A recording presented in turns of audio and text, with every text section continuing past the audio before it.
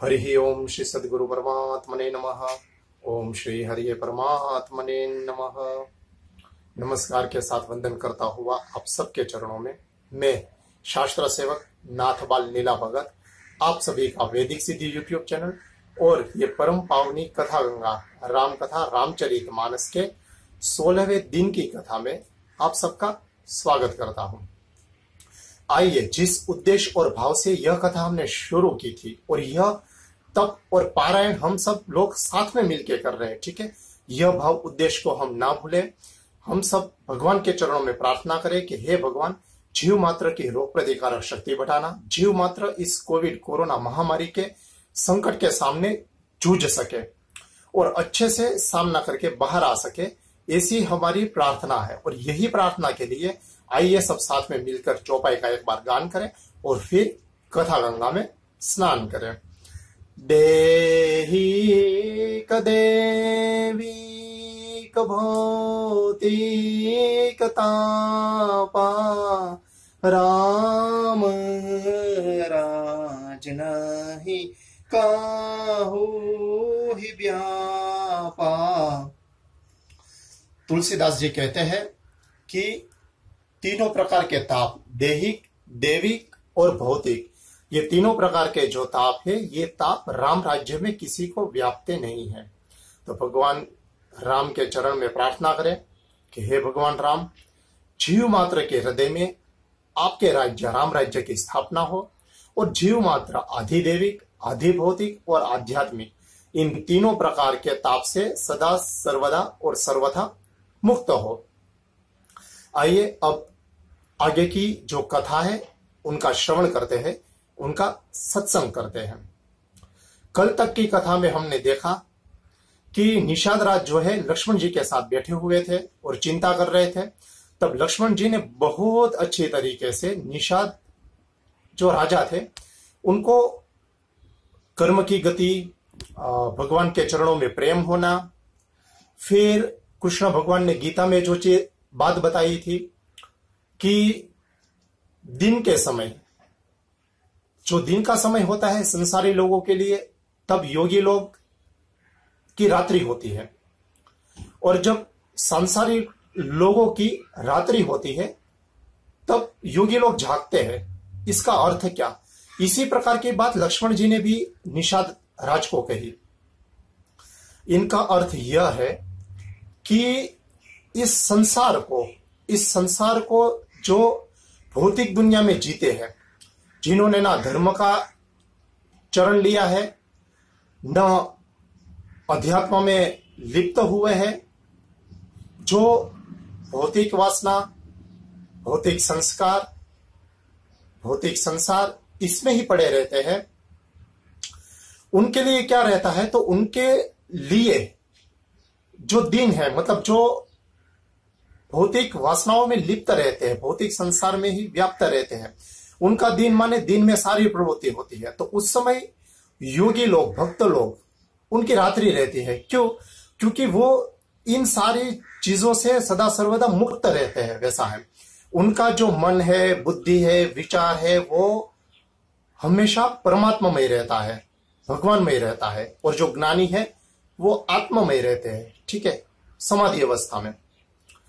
और जब रात्रि का समय रहता है, रात्रि मतलब अज्ञान, अंधकार, तो रात्रि के समय जो संसारी लोग हैं वो भी सो जाते हैं। वैसा है तो उस समय योगी लोग हैं, भक्त लोग हैं, ज्ञानी लोग हैं, वो जागते हैं। उसका मतलब क्या हुआ? उसका मतलब यह हुआ कि अज्ञान रूपी अंधकार रात्रि जो है वो कभी भी योगी लोग, ज्ञानी लोग, भक्त लोग को व्याप्त ही नहीं होती। वैसा है वो लोग सदा सर्वदा भगवान में ही रहते हैं, भक्ति में रहते हैं, परमात्मा में रहते हैं, और आत्मज्ञानी है, आत्मा में रहते हैं। वैसा है तो इस अवस्था की बात लक्ष्मण जी ने भी निषाद राज को कही। और अंत में क्या कहा था?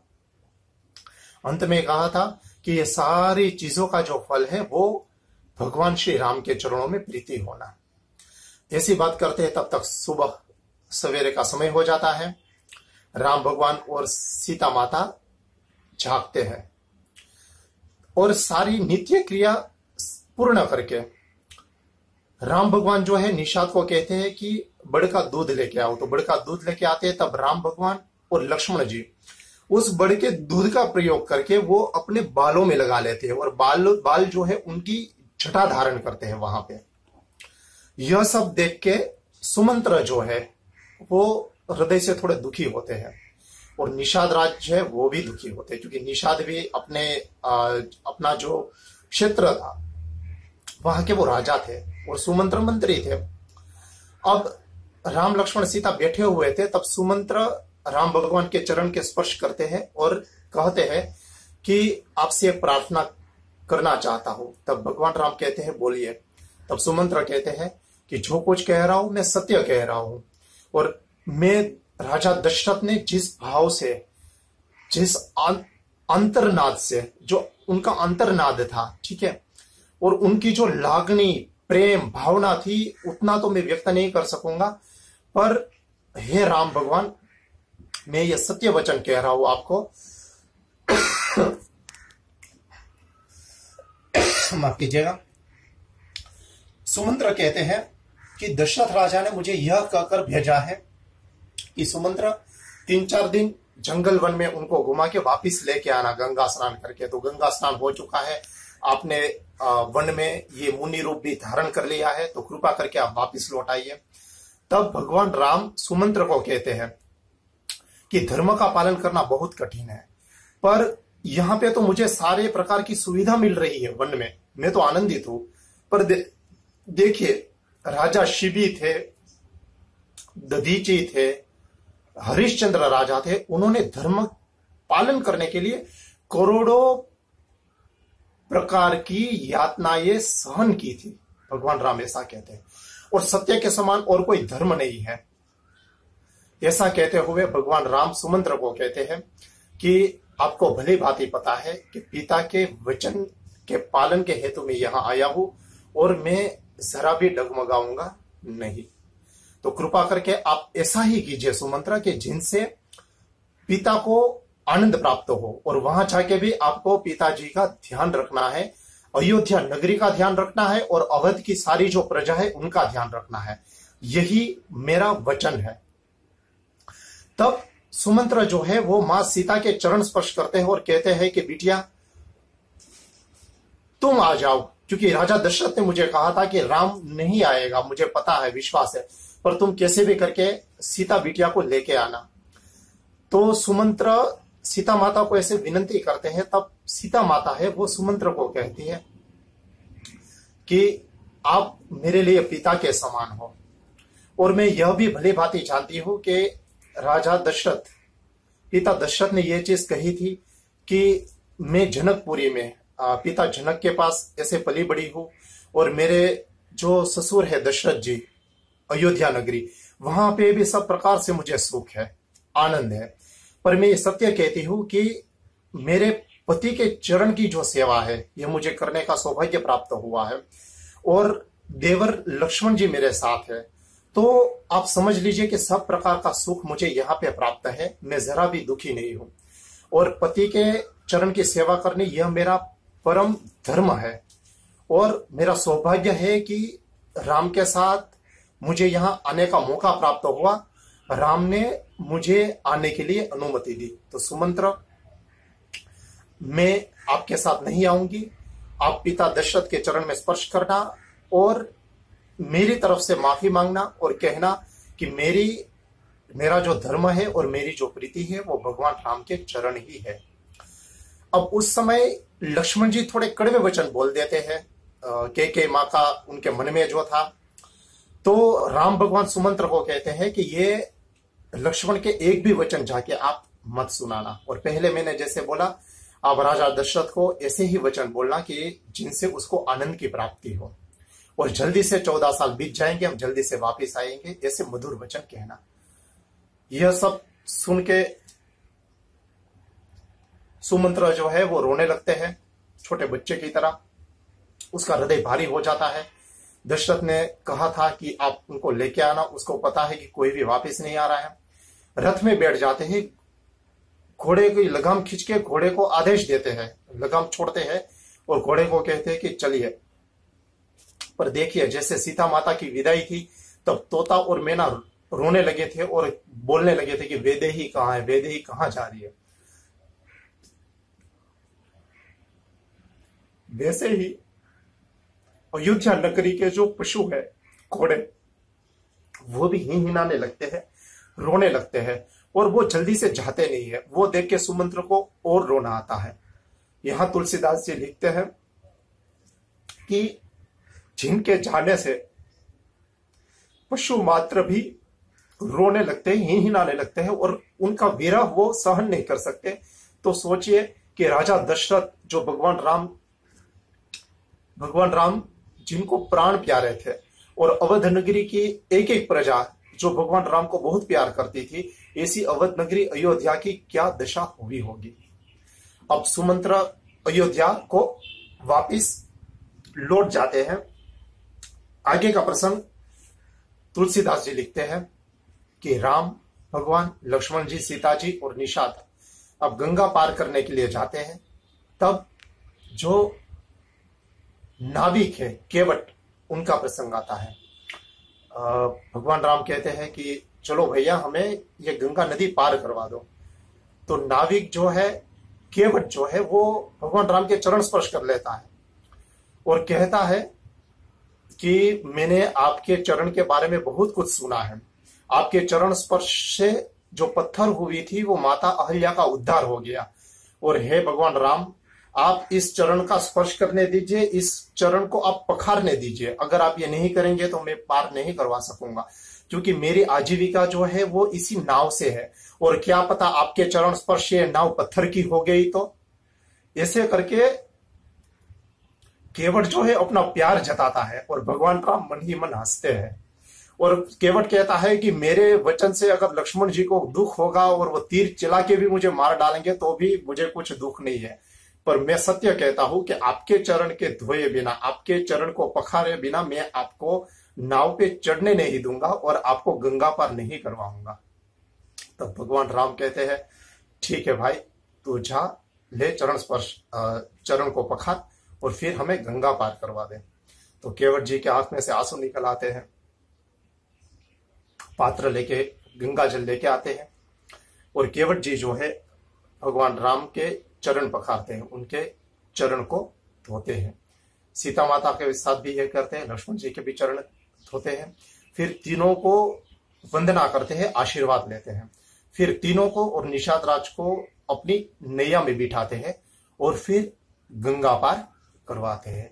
जैसे गंगा पार होती है, भगवान राम जो है उनका आभार व्यक्त करते हैं, और जैसे ही राम भगवान देखते हैं तो सीता माता को पता चल जाता है, केवट जी को भी पता चल जाता है कि ये कुछ उतराई देने का सोच रहे हैं, वैसा है।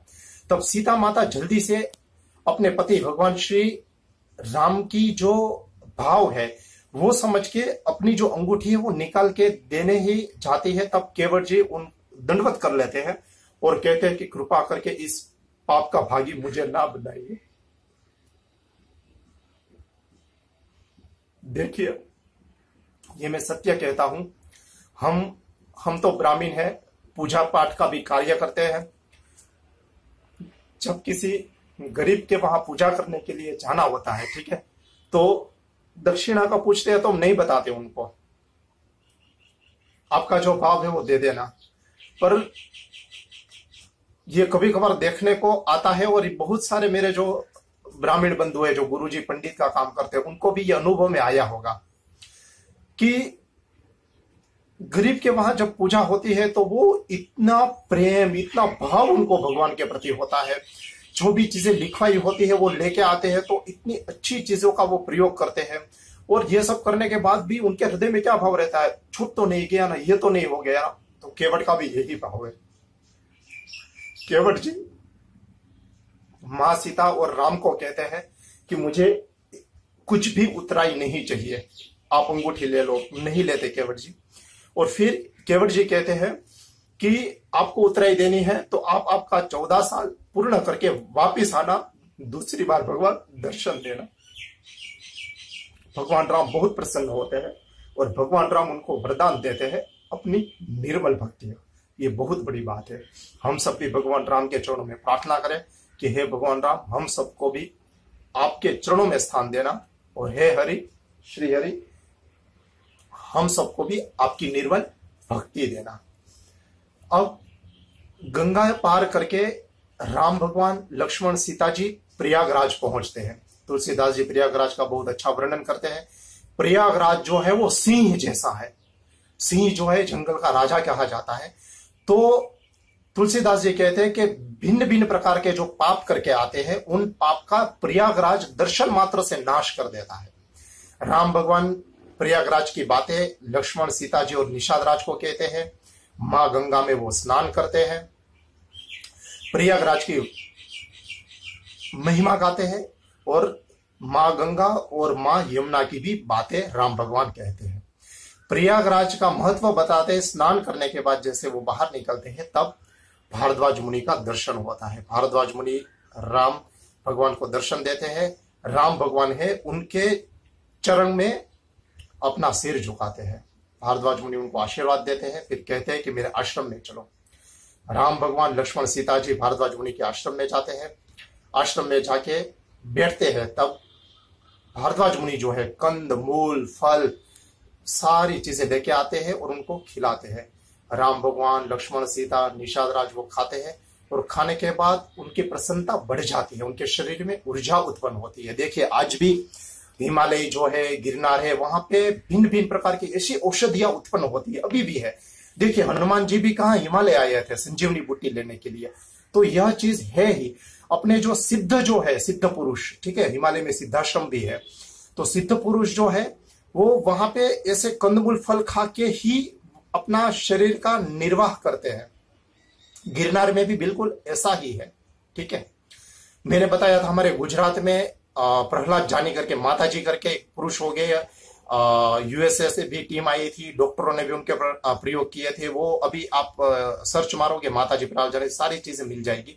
तो वो सिर्फ सूर्य प्रकाश से अपना जीवन चला रहे थे। तो यह सब चीजें शक्य है, यस, शास्त्रों में यह सब लिखा भी है, वैसा है। तो कंदमूल फल खाने से बहुत प्रसन्न हो जाते हैं। फिर बात करते हैं तो भारद्वाज मुनि कहते हैं कि आपके दर्शन से, आपके चरण के दर्शन मात्र से मेरी जो भी तप साधना नाम जप यज्ञ था वो सब सफल हुआ है। भगवान राम यहाँ पे आए हुए, यह समाचार सुन के आसपास के जो तपस्वी मुनि थे, सिद्ध थे, योगी थे, भक्त थे, वो सब भी भारद्वाज मुनि के आश्रम में आते हैं और भगवान राम के चरण स्पर्श करते हैं, वंदना करते हैं। वो रात भगवान राम जो है भारद्वाज मुनि के आश्रम में ठहरते हैं, रुकते हैं। दूसरे दिन जो सुबह है, दूसरे दिन सुबह राम भगवान लक्ष्मण सीता माँ गंगा माँ के किनारे पे प्रयागराज पे जाके स्नान करते हैं, वापिस भारद्वाज मुनि के आश्रम में आते हैं। अब वापिस भारद्वाज मुनि के आश्रम में आने के बाद राम भगवान कहते हैं कि अब आप अनुमति दीजिए और कृपया करके मार्ग बताइए कि कहां पे हमें जाना है। तब भारद्वाज मुनि जो है वो अपने शिष्यों को बुलाते हैं। 50 शिष्यों में से कुछ 4 शिष्य को आदेश देते हैं कि आप राम भगवान को मार्ग दिखा के आओ। तुलसीदास जी लिखते हैं कि 50 तो सद्भागी थे ही, उसमें से 4 जिन्होंने करोड़ों पुण्य किए थे उनको भगवान राम के साथ जाने का मौका मिला। देखो तुलसीदास जी जो लिखते हैं वही चीज श्रीमद् भागवत महापुराण में व्यास जी ने लिखी है। भगवान की कथा, भगवान का सत्संग उन्हीं को प्राप्त होता है। देखो लाखों करोड़ों पुण्य के बाद मनुष्य योनि, मनुष्य जन्म प्राप्त होता है और उस मनुष्य योनि में भी जिन्होंने लाखों करोड़ों पुण्य किए हुए हो उन्हें ही कथा सत्संग प्राप्त होता है। तो तुलसीदास जी कहते हैं वो 4 बड़े ही बड़भागी थे जिन्होंने करोड़ों पुण्य किए थे, उनको राम भगवान के साथ जाने का अवसर प्राप्त हुआ। चारों जो शिष्य है वो राम भगवान को आगे का मार्ग दिखाते हैं। आगे का मार्ग दिखाते हैं यमुना तीर के पास, यमुना नदी के पास। वहां से वो वापस लौटते हैं। तब राम भगवान जो है वो यमुना तीर के पास पहुंचते हैं। तब तुलसीदास जी ने बहुत अच्छा एक तापसी प्रकरण लिखा है। कुछ कुछ लोग कहते हैं कि ये क्षेपक है, किसी ने पीछे से ये डाला हुआ है, पर बहुत सारे विवेचन करता है उनका कहना यह है यह तापसी जो थे वो तापसी मुनि जो आए छोटे आकार स्वरूप के थे, उन्होंने राम भगवान लक्ष्मण सीता जी को वंदन किया। निषाद राज ने वो तापसी को वंदन किया। भगवान राम ने उनको बहुत आशीर्वाद दिए और राम भगवान ने उनको गले से लगा लिया। कुछ कहते हैं कि वो साक्षात हनुमान जी थे, किसी का कहना यह है कि ये खुद जो है तपस्वी तुलसीदास जी खुद थे, वो ध्यान समाधि अवस्था में थे। तो यहाँ पे राम भगवान लक्ष्मण सीता यमुना तीर के पास पहुंचते हैं। तब निषाद राज को राम भगवान कहते हैं कि आप वापस लौट जाए। तब निषाद जी कहते हैं कि नहीं नहीं नहीं, मुझे कुछ दिन आपके साथ रहने दीजिए, जहां कहां आप रुकेंगे मैं आपकी झोपड़ी बना लूंगा। तो राम भगवान कहते हैं ठीक है, आप भी मेरे साथ चलिए। तब यमुना नदी का वर्णन और यमुना नदी की बात राम भगवान बताते हैं लक्ष्मण जी सीता जी को कि यमुना जो है सूर्य पुत्री है, सूर्य भगवान की पुत्री है। उस तरह से देखा जाए तो भगवान राम भी सूर्य कुल में हुए थे। भगवान राम की यमुना जो है वो ऐसे देखा जाए तो वो बहन हुई, क्योंकि उन्होंने कुल में यमुना जी का भी जन्म हुआ है और राम भगवान भी सूर्य कुल में थे। तो भगवान राम यमुना जी के वंदन करते हैं, यमुना जी में वो स्नान करके बाहर लौट आते हैं।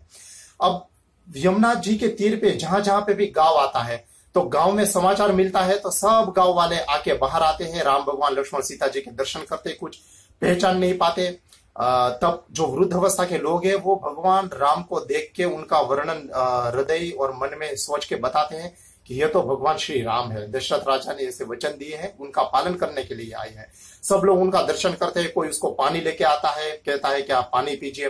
तब राम भगवान देखते हैं कोई बड़ की छाया में घास डाल देता है, कहते हैं कि आप यहाँ पे आराम कीजिए। भगवान राम देखते हैं कि सीता माँ जो है थकी हुई है, इसलिए भगवान राम कहते हैं कि इस बड़ के नीचे विश्राम करेंगे। बड़ के नीचे बैठते हैं, लोग पानी लेके आते हैं। पानी राम भगवान, लक्ष्मण जी और सीता जी पीते हैं। शांति से वो वहां पे बैठे हुए हैं। तभी कुछ जो छोटी उम्र की जो लड़कियां हैं, छोटी छोटी उम्र की, जो जिसको कहते हैं कि कुमारी का है, वो सीता माँ को देख के बहुत प्रसन्न होती है। और सीता माँ को देख के बहुत प्रसन्न होती है, उसके हृदय में भाव आता है, प्रश्न पूछने की जिज्ञासा होती है। यहाँ पे ही 16वें दिन की जो कथा है उसका विश्राम है।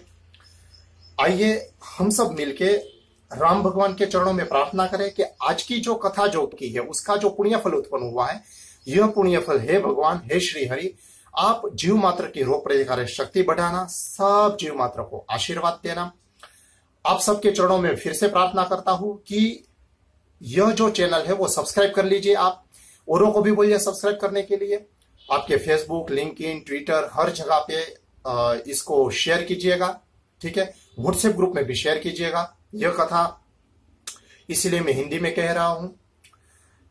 और इस कथा का श्रवण शक्य हो तो रात को सोने से पहले आप कीजिएगा या दिन की शुरुआत में कीजिएगा। बाकी के दिन में समय मिले, जब भी आप व्यथित हो, व्याकुल हो, कुछ करने का मन ना कर रहा हो, तब थोड़ी थोड़ी कथा सुन लीजिएगा, ठीक है। ऐसे आपके चरणों में वंदन करता हूं। आइए एक बार महादेव का जय जयकारा लगा के कथा को विश्राम देते हैं। सांस भर लीजिए। नमः पार्वती पतये हर हर महादेव।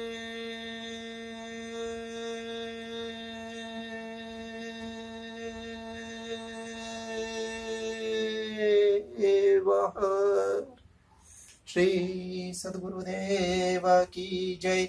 ओम शांति शांति शांति। सर्वरिष्ट शांतिर्भवतु।